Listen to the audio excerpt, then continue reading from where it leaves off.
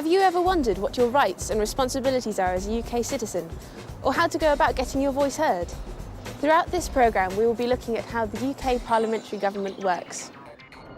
We will learn about how and why we have general elections, what is meant by devolution, and the importance of being a part of politics.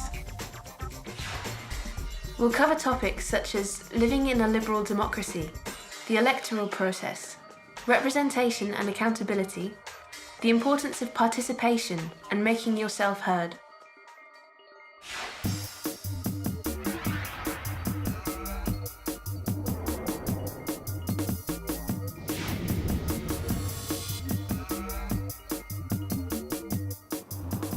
In the UK, we live in a liberal democracy, but what exactly does that mean?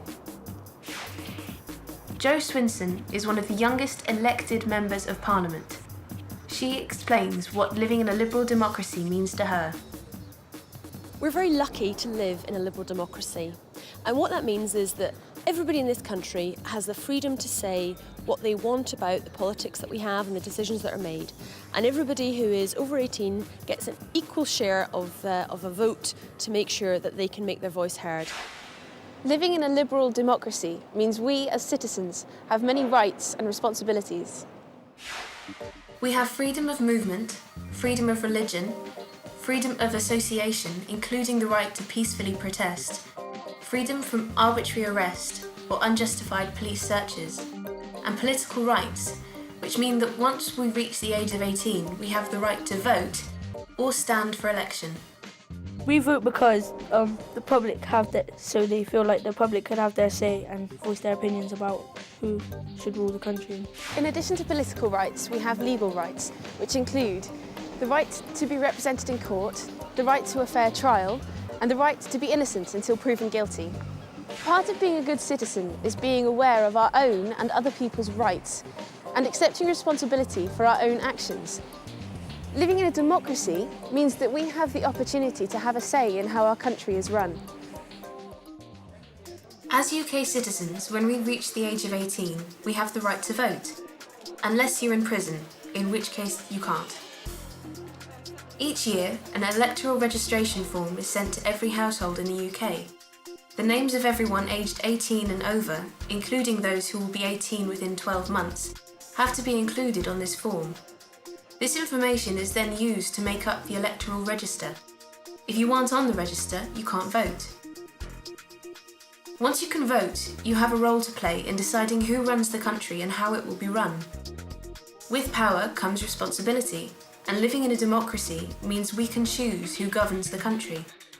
Many other countries do not give their citizens this freedom.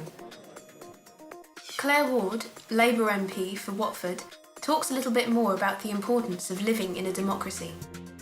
Politics is about life. Everything that politics determined or political parties determine is about the way that we live. It's about what age you get a chance to do things, whether or not you're going to have a chance of a job, what kind of health service you're going to have, what your education system's going to be like. Everything that we do in life is governed in some way by politics. And how do we shape those policies that political parties put into place? We help to decide who those people are that are going to represent us. So that's why it's really important. And I think you have a choice in life. It's a bit like a football game. You can either stand on the sidelines, be a spectator to it all, shout at the players, tell them how to go and score the goals, or you can be a player, you can be on the pitch and you can be scoring the goals and helping to make a difference. Living in a liberal democracy means we as UK citizens have a say and a number of personal rights and freedoms. Most UK citizens aged 18 and over have the right to vote for who runs the country and how they will do so.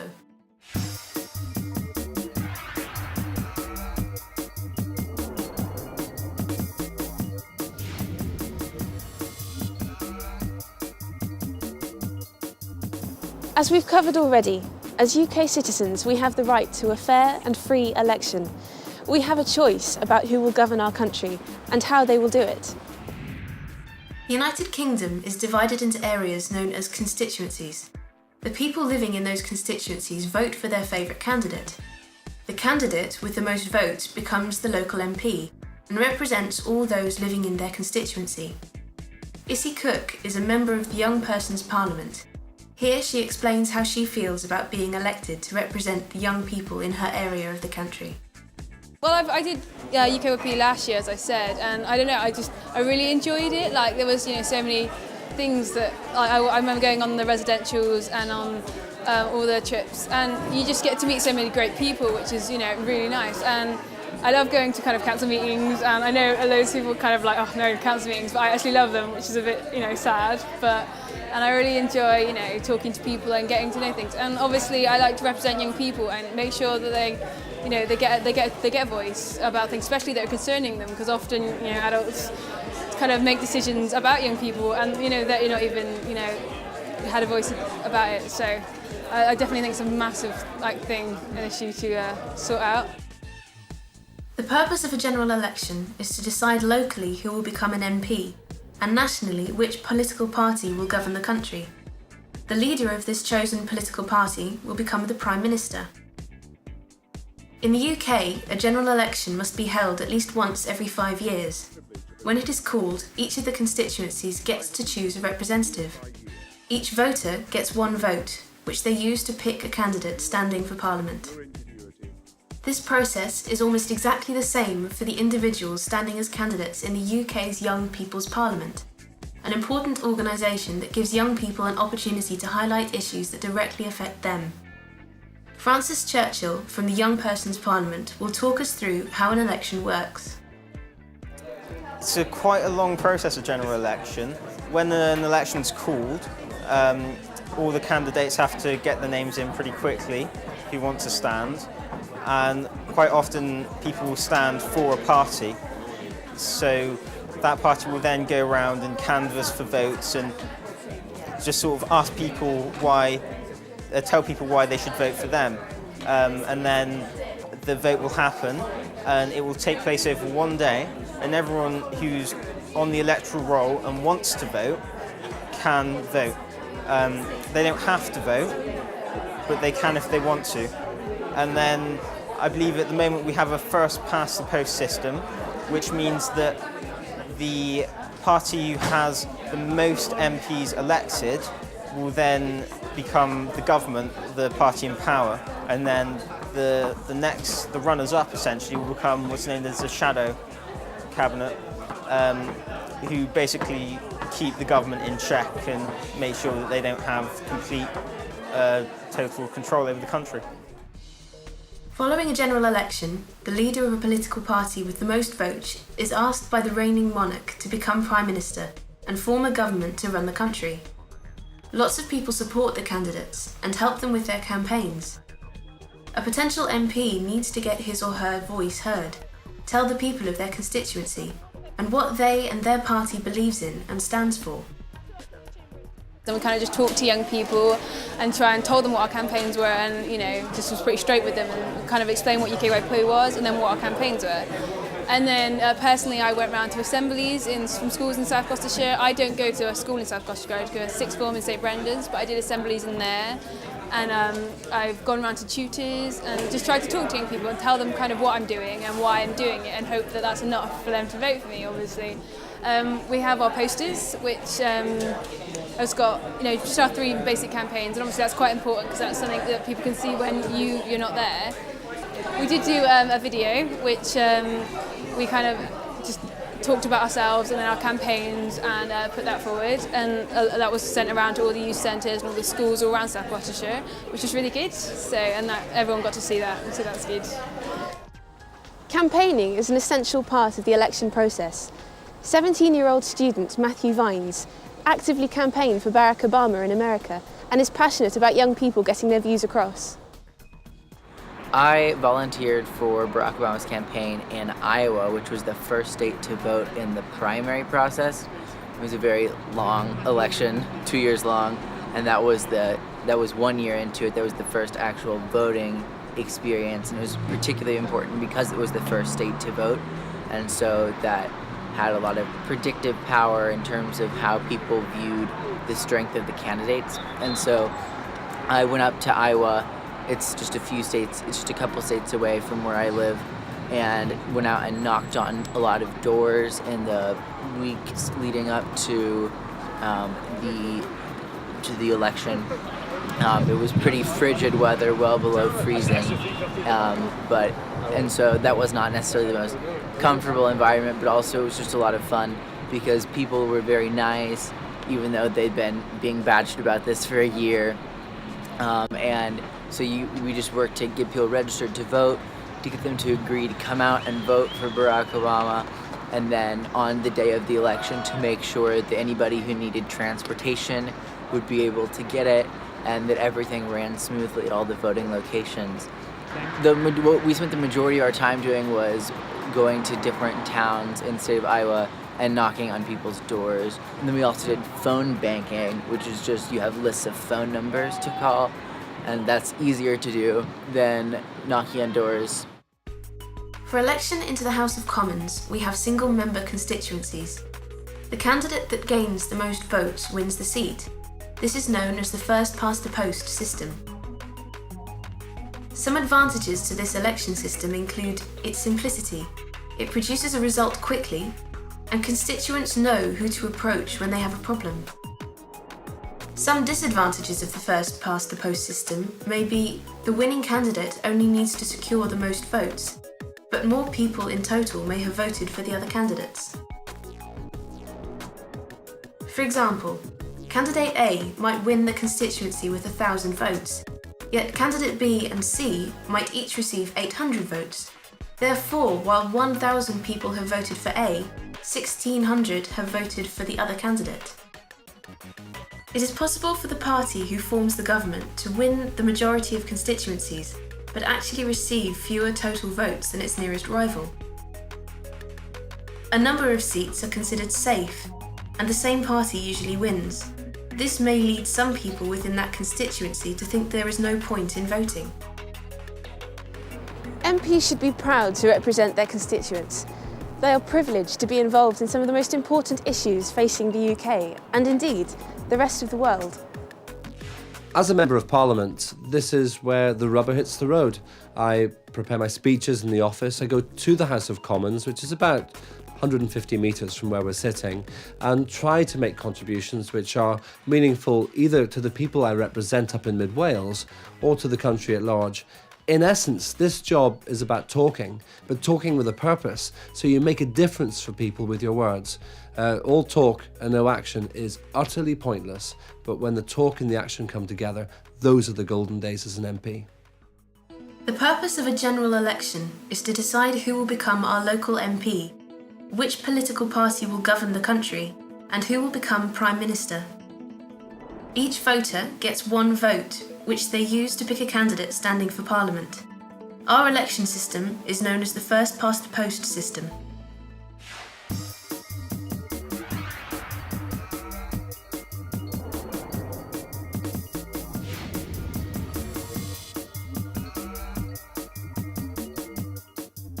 The Houses of Parliament, also known as the Palace of Westminster, is in the heart of London.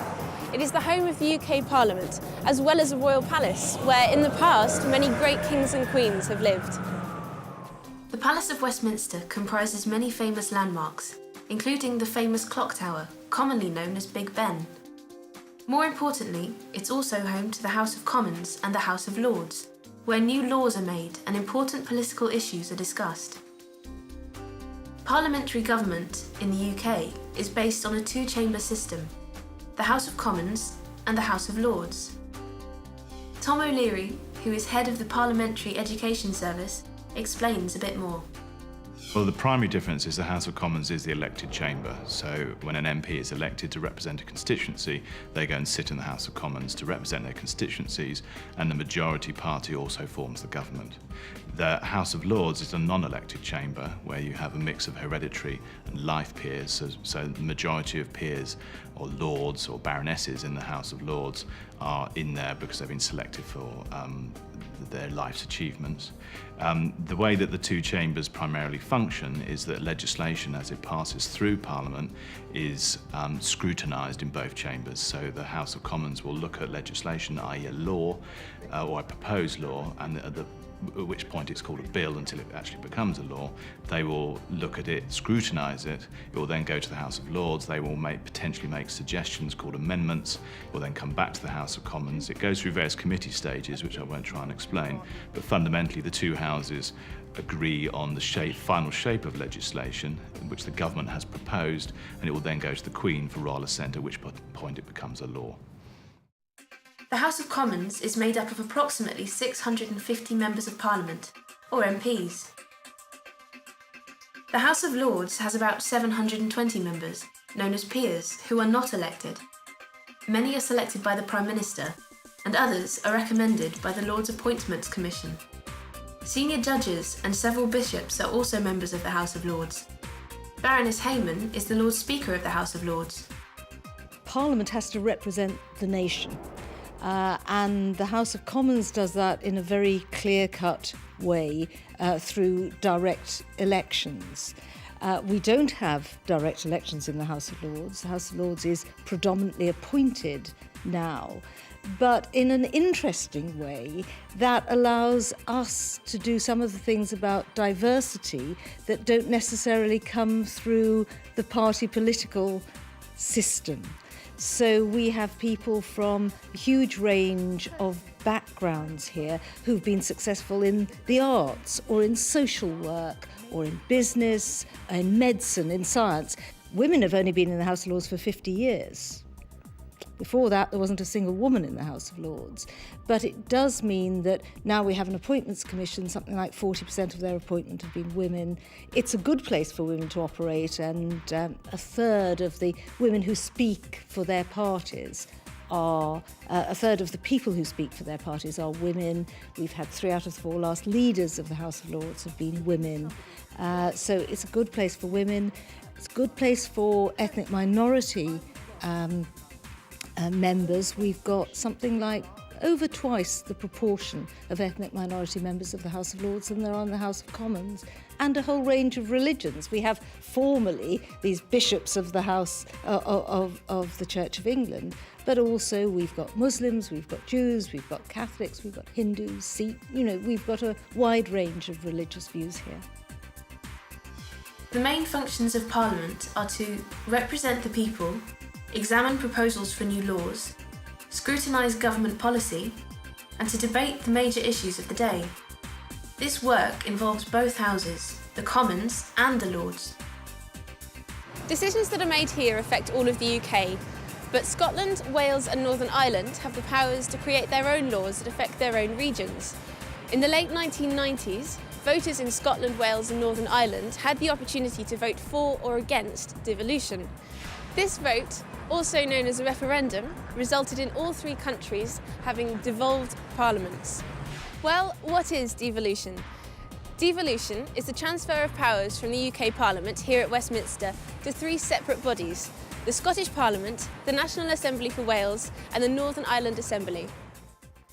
This means that Scotland, Wales and Northern Ireland now make some of their own laws within their own governments. They also have more control over how the money is spent in their own areas of the UK.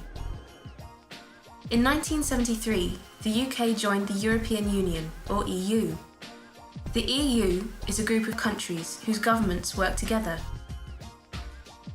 Measures introduced in the EU affect us in the UK. These range from how much we pay for mobile phone calls through to environmental targets. The aims of the EU are as follows: to promote economic and social progress, to speak for the EU on the international scene, to introduce